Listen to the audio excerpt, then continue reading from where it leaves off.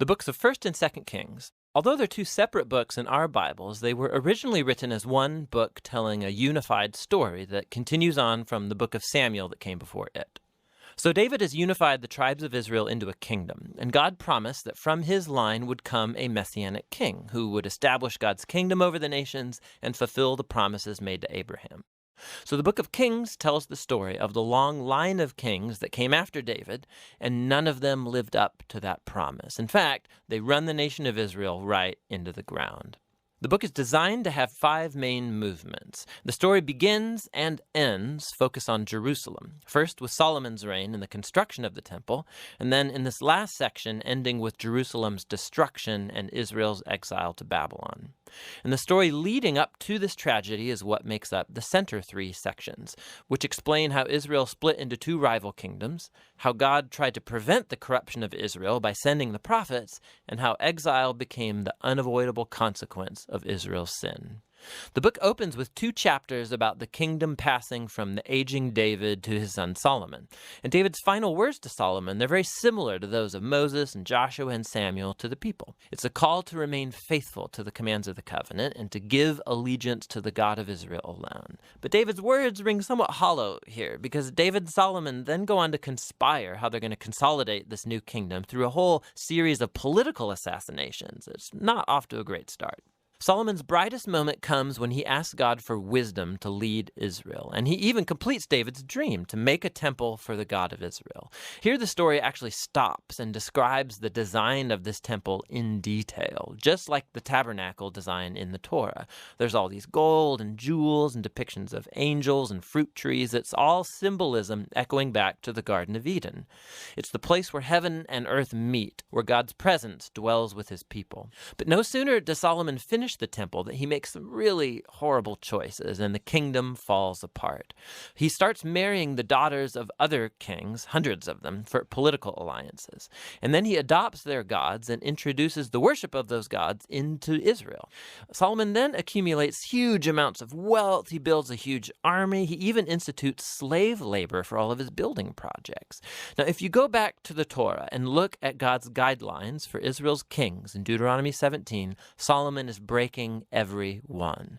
So by the time that he dies, Solomon resembles Pharaoh, the king of Egypt, more than he does his father David. The next section of the book opens with Solomon's son, Rehoboam, acting just like his father. It's a very sad story of greed and lust for power. He tries to increase taxes for slave labor. And under the leadership of Jeroboam, the northern tribes reject this, they rebel and secede, and form their own rival kingdom. And so now in the story, you have the southern kingdom, Judah, centered in Jerusalem with kings from the line of David, and now this new northern kingdom called Israel, whose capital will be Samaria eventually. Jeroboam also goes on to build 2 new temples to compete with Solomon's temple in the south. He puts a golden calf in each one to represent the God of Israel. The connection to Exodus 32 and the golden calf, it's all quite explicit. From this point on, the story goes back and forth from north to south, tracing the fate of both kingdoms. Each one had about 20 successive kings, and as the author introduces each king, he evaluates their reign by a few criteria. Did they worship the God of Israel alone, or did they promote the worship of other gods? Did they deal with idolatry among the people? And did they remain faithful to the covenant like David, or do they become corrupt and unjust? And according to these criteria, the author finds no good kings in northern Israel, 0 for 20.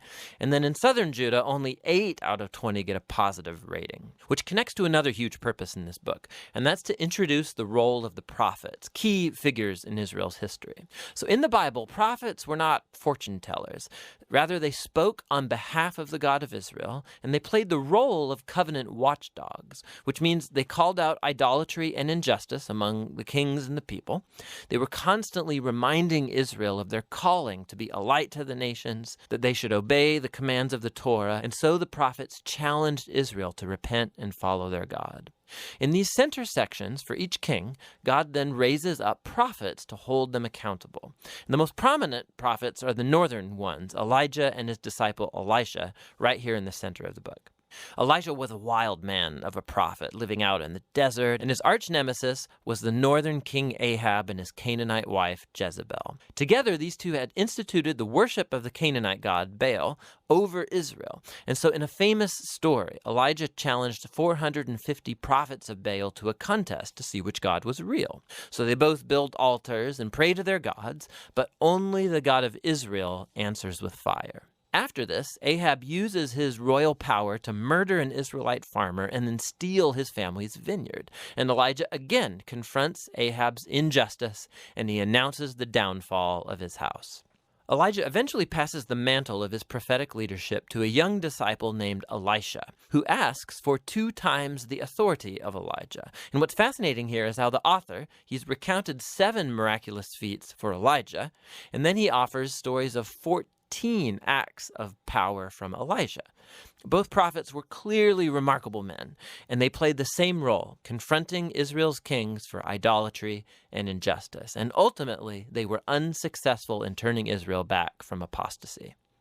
In the next section, the northern kingdom is rocked by a bloody revolution started by a king named Jehu, who destroys Ahab's family. And although Jehu was at first commissioned by God, his violence just gets out of control, and it creates the spiral of political assassinations and rebellions from which Israel never recovered. Coup follows coup after Jehu, and each king follows other gods, allows horrible injustice. It all leads up to 2 Kings chapter 17. The big bad empire of Assyria swoops down and takes out the northern kingdom altogether. In the capital city of Samaria, it's conquered, and the Israelites are exiled and scattered throughout the ancient world. Now, chapter 17 is key. The author stops the story and offers this prophetic reflection on what's just happened. He blames the downfall of the northern kingdom on the idolatry and covenant unfaithfulness of Israel and its kings. And so, God has allowed them to face the consequences of their decisions.